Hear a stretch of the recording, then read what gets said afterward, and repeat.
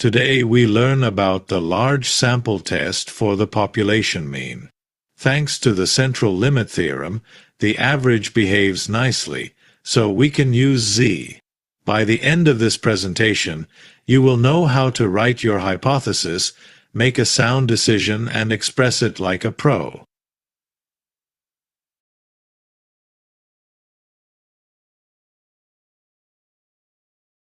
Why do textbooks say large means more than 30? Because of the central limit theorem and a little bit of folklore. Around n equals 30, the sampling mean often looks normal enough, even if the raw data are lumpy. But 30 is not a magic door. If the data are skewed or have outliers, you may need more.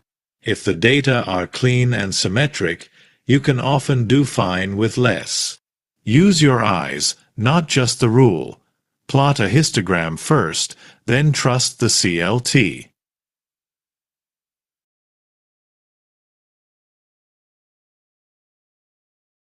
Right-tailed means greater than in the alternative.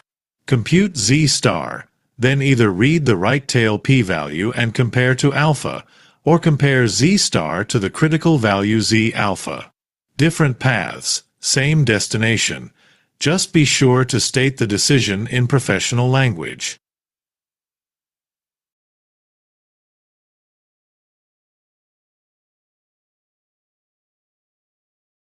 Left-tailed means less than in the alternative. Read the left tail of the standard normal for the p-value, or check if z star is past minus z alpha. Same idea, different approach.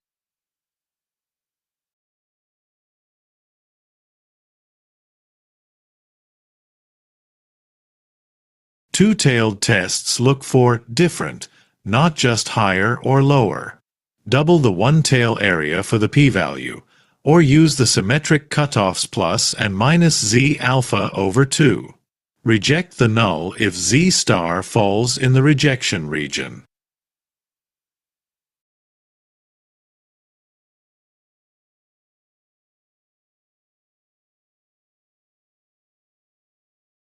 You can usually tell the direction of the test from the wording of the claim. But sometimes the claim alone isn't enough. Try to understand what the researcher hopes to prove.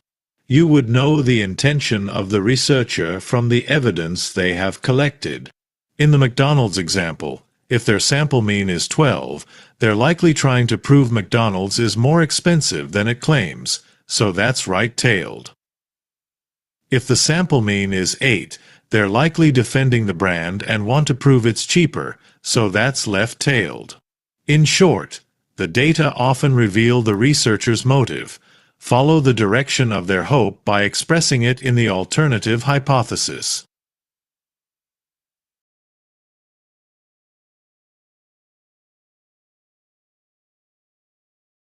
Our z is 2. The right tail area is about 2.3%. That's below alpha 5%, so we reject the null. Translation: strong evidence the average drop in PHQ-9 score beats 50%. That's good news for the depressed.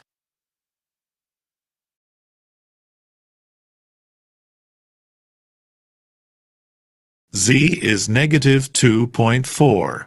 The left tail area is under 1%.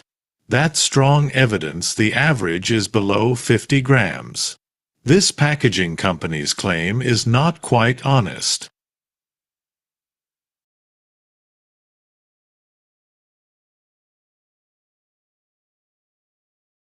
In this example, p-value is about 0.077. At alpha equals 0.05, we fail to reject the null. If we now change alpha to 0.1 just so we can reject, we are moving the goalposts after seeing where the ball is going. Alpha is supposed to be chosen in advance as a cap to how much type 1 error we tolerate. If we let alpha float after we see the p-value, our true type 1 error rate becomes larger than whatever number we report. In short, Picking alpha after the fact is not careful science. It is the classic statistical sin.